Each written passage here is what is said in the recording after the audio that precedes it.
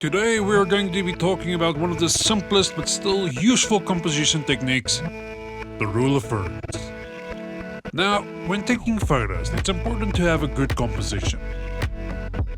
You can have photography gear worth more than your car, but if the composition is bad, it won't help at all. So what exactly is the rule of thirds? The simplest way to describe it is just to show you.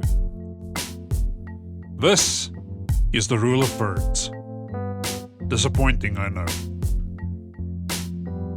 When using the rule of thirds, it is suggested that you should place important elements of your composition along the lines or at their intersections.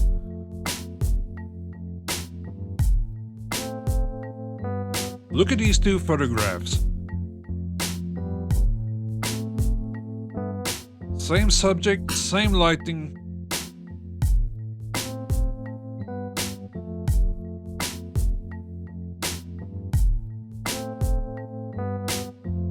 But notice how the one using the rule of thirds draws your eye more in. Now, why does this work?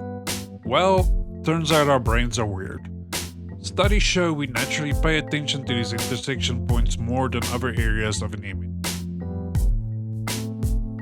Our eyes have a preference, and the rule of thirds takes advantage of that. This isn't something new either. Artists have been using this for centuries. So, how can you use the rule of thirds? The easiest way is to turn on the grid on your camera and use that to help make your composition. By setting the important parts of the photo near the PowerPoints, you will get a better composition. And yes, I was in my 40s doing photography for almost 20 years when I found out those little dots are called PowerPoints. For portraits, try putting the eyes on an intersection. For landscapes, place the most interesting element at one of these points. But let me give some classical examples of artists using the rule of thirds in their work.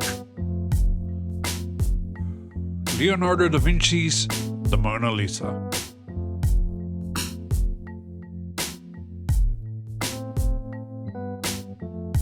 Our eyes are positioned near the upper intersections of the grid.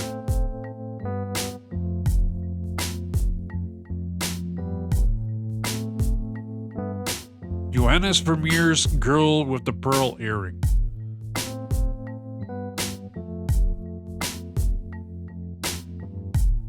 The girl's face and the pearl earrings are positioned along the vertical lines of the grid.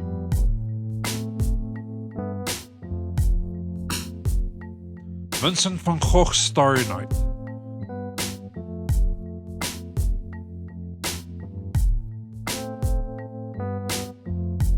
The cypress tree is positioned along the left vertical line and the village along the bottom horizontal line. Jacques-Louis David's The Death of Marat.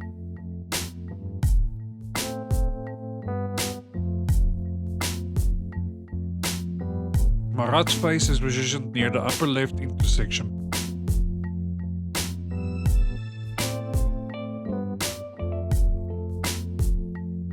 Now that we have seen some classical examples of the rule of thirds, I hope this video inspires you to try and use the rule of thirds in your own work.